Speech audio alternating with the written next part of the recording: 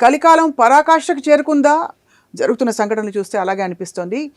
Honeymoon murder case ఏదైతే ఉందో ఇప్పుడు ప్రస్తుతం ఎవరికి అంతు చిక్కట్లేదు. అంటే ఇంతటి వైపరీత్యాలు మనుషుల్లో రావడానికి మూలాలు ఎక్కడి నుంచి వస్తున్నాయి?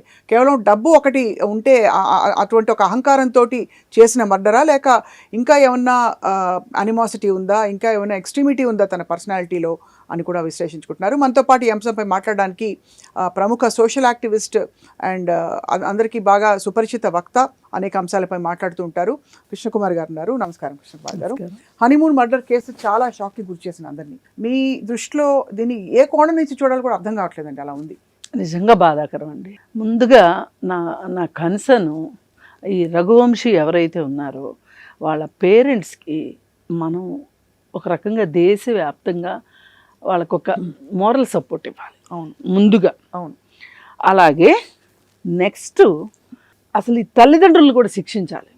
ఈ సోనం తల్లిదండ్రుల్ని ఇంత చేస్తే మా అమ్మాయి అమాయకురాలు అని మాట్లాడుతున్నారు, మా సిస్టరు ఆందోళనలో ఉంది, భయాందోళనలో ఉంది అని వాళ్ళ బ్రదర్ మాట్లాడుతున్నాడు.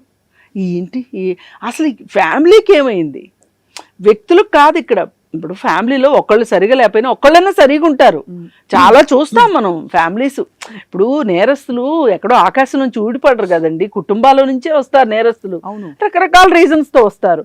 కానీ నేరస్తుల్ని మనం ఇలా ఒక దొంగతనం చేయడం వేరు, ఒక కాలో చెయ్యో ఎరగొట్టడం వేరు, లేకపోతే ఓ పరువు తీయడం కావచ్చు, ఇవన్నీ వేరు. ఒక ప్రాణమే తీసేంతగా ఉన్నారు అంటే ఇంక వాళ్ళని క్షమించేది లేదు.